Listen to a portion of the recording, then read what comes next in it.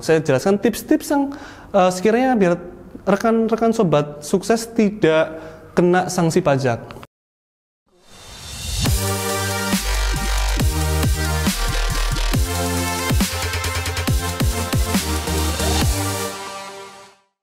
Halo guys, kembali dengan saya Alif dari The Consulting.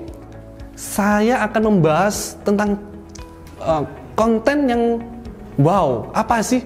Nah, saya sebutkan nih ya, awas kena sanksi pajak. Nah, awas kena sanksi pajak ini saya jelaskan atas 3 pilar teman-teman. Apa aja? Yaitu saya akan jelaskan tentang kenapa kok bisa kena sanksi. Kedua, jenis apa aja kok bisa kena sanksi nih. 3, tipsnya dong. Saya jelaskan tips-tips yang sekiranya biar rekan-rekan sobat sukses tidak kena sanksi pajak. Nah, apa itu sanksi pajak? Pertama, sanksi pajak itu berarti denda atas wajib pajak atau karyawan bisa atau pengusaha bisa yang tidak menepatkan pembayaran sesuai dengan perpajakan.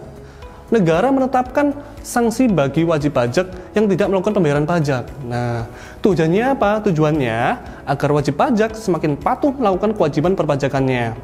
Pemberi sanksi terkait ini bisa dalam bentuk surat teguran teman-teman. Nah, bisa maupun tindakan tegas seperti berupa penyanderaan atau gizeling. Nah, tindakan gizeling merupakan langkah terakhir dari tindakan hukum yang dapat dilakukan pemerintah kepada wajib nakal ya, kepada wajib pajak yang nakal. Ini ya nggak permanen, jadi ini bisa dilakukan selama 6 bulan aja, bisa diperpanjang yaitu maksimal 6 bulan lagi. Nah, seperti itu.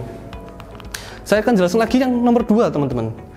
Apa sih jenis sanksi pajak yang bersifat umum?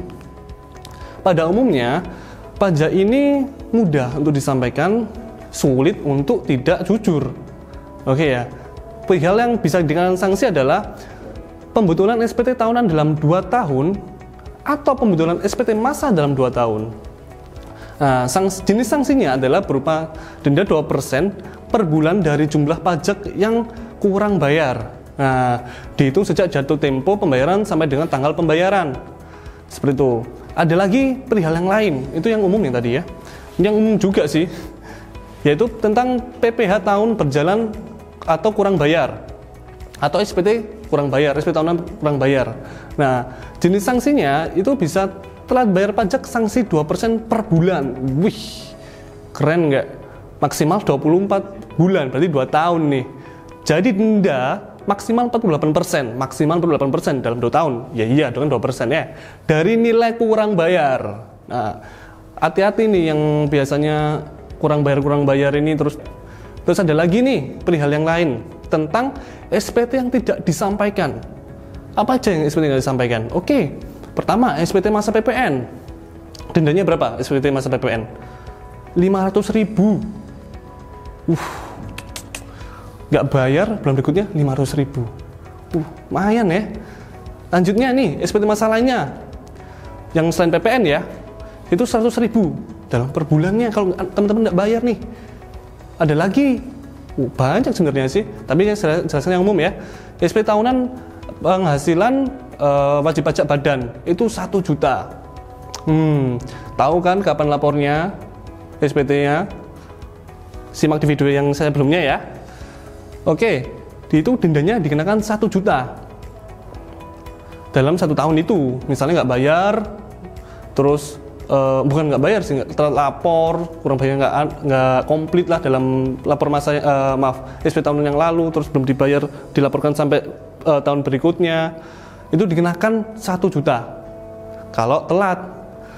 Ada lagi SPT tahunan penghasilan wajib pajak orang pribadi, itu ya sama, di video saya sebelumnya sudah saya sampaikan.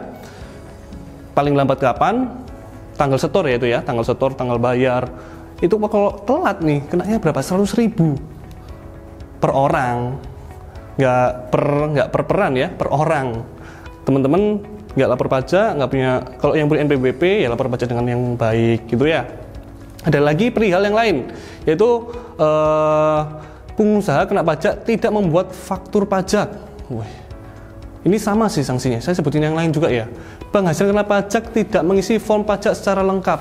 Woi, penghasilan kena pajak melaporkan faktur tidak sesuai masa terbit. Padahal ini juga sering terjadi ya di perusahaan-perusahaan ya. Jenis sanksinya apa teman-teman? 2% dari pengenaan pajak. Wih, itu kita makanya ketika sebelum melapor atau sebelum bayar, perhatikan detail-detail waktu pelaporan.